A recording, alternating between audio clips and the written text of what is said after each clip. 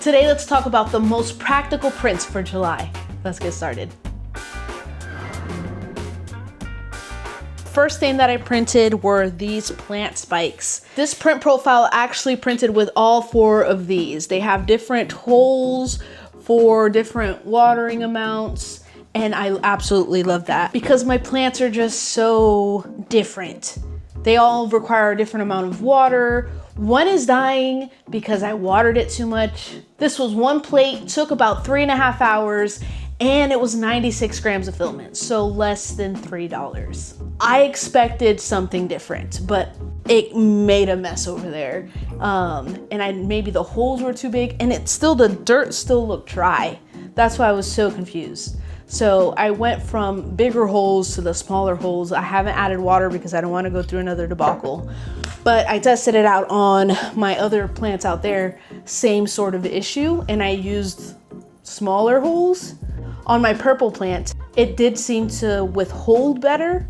So I'm wondering if it's the smallest hole that it performs better. So this one, I have to give it like a 5. It does what it says, sort of. Yeah, I would probably not print those unless it's a smaller hole. So make sure you pay attention to which ones you're printing and print the small hole one. And maybe that's on me. Maybe I needed to read the description a little bit better. That is something that I fail to do sometimes. I'm a bit of a tinkerer, so I love finding things like this. This is called a Kepler tray, but it's just for when you're taking something apart, you put the screws in specific spots so that you know exactly where they're gonna go back. Yeah, and I've absolutely needed one of these because I'm about to take apart something that my husband wanted me to try to fix. So I'm gonna use this. Future me, let them know how it goes. All right, so my husband told me that this GVM light just didn't turn on, so I wanted to take it apart. Anyway, I need to go ahead and give a disclaimer. I, by God's grace, have been able to work on OBD2 circuit boards in the past. My history is in that, so I am only testing the power to see if the capacitors are dead or where the circuit is breaking. This is not a how to fix a light. This is just me testing a tray, so enjoy. Oh yes, it is. It's working. I would definitely rate this Kepler tray a 10 out of 10. It kept all the screws where I needed it, kept me organized, and yeah, it worked exactly how I needed. Next, since I'm such a plant mom and my plants are dying and shriveling up, I needed to go out there and water them. But I kept running into the issue of my hose running into the plants that I didn't want it to run into.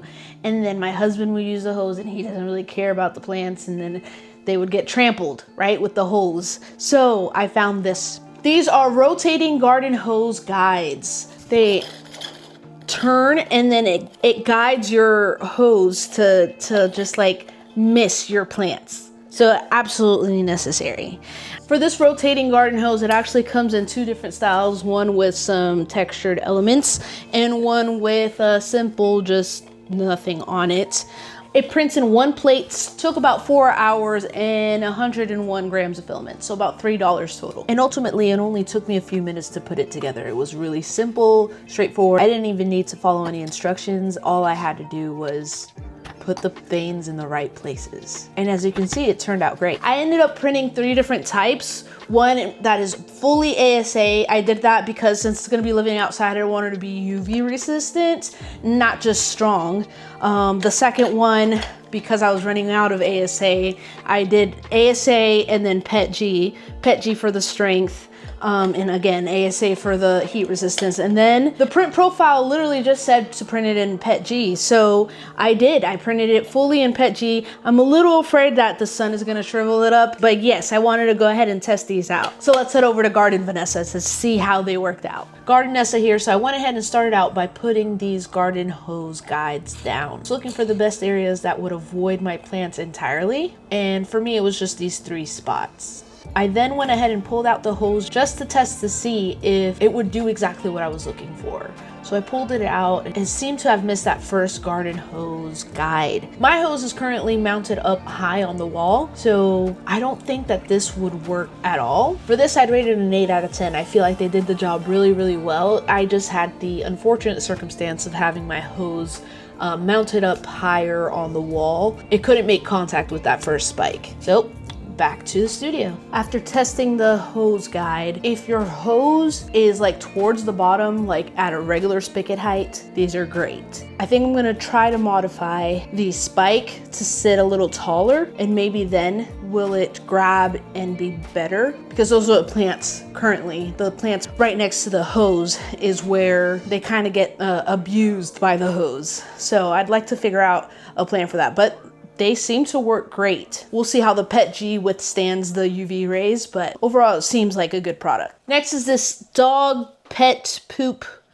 picker-upper bag holder thing. It's actually called a heavy-duty dog bag carrier.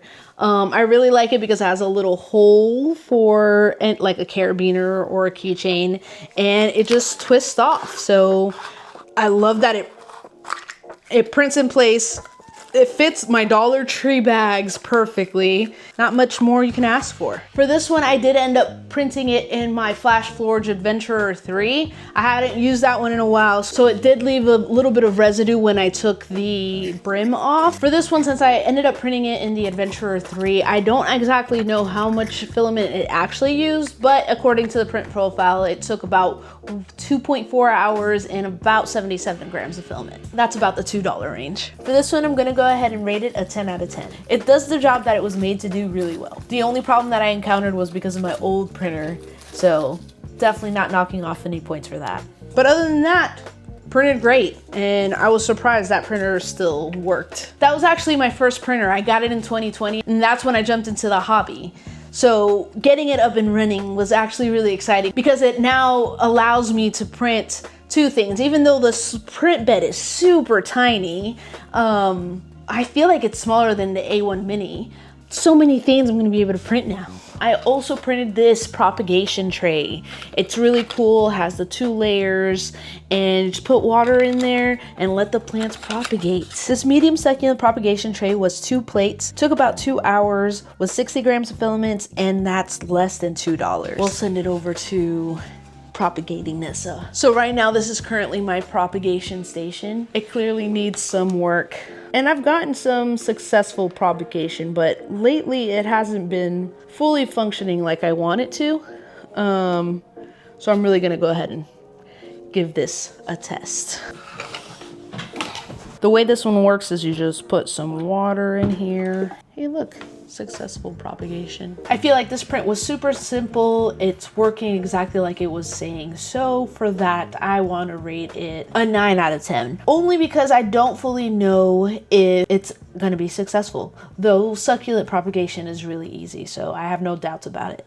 Next, I don't really run into absolutely needing somewhere to put my phone stand so I could watch something, but I found this and I found it pretty neat. It prints in place, it has a hinge, and it lays flat.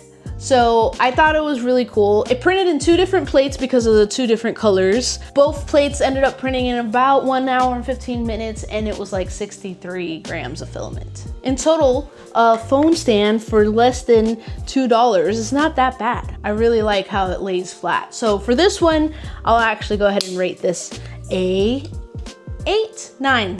Let's give it a 9.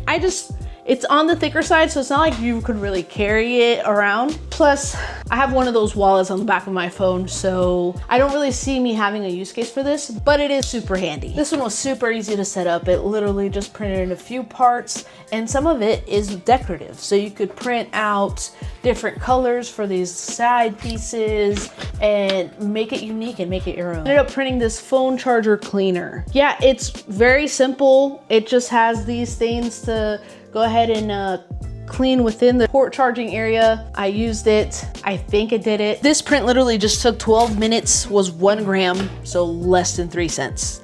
Really simple print. It didn't waste any filament at all, but using it, like, I didn't feel like it really did anything. I tried to clean out the, you know, the little speaker holes because I had some gunk in there, some dried up paint, in fact, and it didn't really take it out. So I'm assuming maybe if your phone charging port is like really gunked up, then this would absolutely do the trick. But in the meantime, I can only give it 3 maybe, but for me, I don't know if I'll print another one. Next are these impossible clips. They just hold your cables together.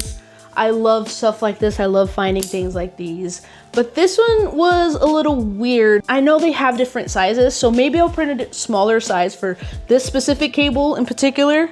But for bigger cables, it worked out pretty great. I ended up printing 2 of these. It took about an hour and 18 grams of filament. So around 45 cents of filament. They really aren't that bad. I would rate them maybe a 6 or a 5. Like, they're kind of middle of the road. They are unique, so it is impressive how they work. Like clipping them off is a little bit of a pain, and maybe it's just me needing to get used to it, but overall it does the trick, right? It does what it says it's gonna do. I had to print myself a little office tool, so I found this little clipboard and I really wanted to print it out. This print took 2 hours, 63 grams of filament, and less than $2. This was pretty easy cleanup and setup. The cleanup was only on the clip and it only had a few supports. Very easy to clean off. But then putting the clip onto the board itself, that is friction fit, and it kind of took a little bit of time. It wasn't fitting in right because of the supports. It left a little bit of gunk in it. Cleaning it off will make it a little easier. So I have this little sheet of paper. It literally just slips in and holds it firm. It's really cool. Obviously this paper doesn't really fit it. I don't know what type of paper this would be, so I might print it a little bit bigger or find the correct paper to use on it, because I love taking notes. I kind of have a clipboard here with all my notes for this video, but it's wood and that's boring. Because this is such a weird size, and because I couldn't get this corner really pushed in all the way, I'm gonna say it's kind of a 5 for me. It works, it's nice and sturdy. I printed it in PET G. I'm afraid of this breaking because it's not really like spring loaded, it's just friction fit, you know? So yeah, it's a 5 for me. I really wanted to love it. I want to print a million of them, but yeah, it's kind of a 5 for me, mid-range. And last, I do tend to have, like, I don't know if it's plantar fasciitis, I've never gotten diagnosed, but sometimes my heel hurts, sometimes my feet hurt. So I saw this and I absolutely needed to print it. It's this deep tissue foot roller. It prints in one plate and literally just screws on. I'm assuming they did that so that there wouldn't be need for any supports, but it works pretty well. I would say don't use this on tile. I tried it out on our wood floor and it just slips right from under you. So if you have any carpeted areas or a rug, I would use it there so that you can use it successfully. This took about 5 hours, almost 100 grams of filament, so it's less than $3. I would rate this one, because of the issues with the tile and the slippage, I would say a 7 out of 10. It does a really good job when you have carpet or a rug. I had to go looking for a rug in my house. So like, we don't really have rug because our dog sheds so much. So if you just have carpet, then this is a really great print. Those were my July finds. I went to Maker World and I tried to see what was the most downloaded for July, and I picked out the things that were more functional and useful. You know who I am. They should call me the useful 3D printer. Anyway, you should also go check out this video where I did a little 30-day experiment of solving problems around the house with 3D printing. See you later, and make sure to make your home your own.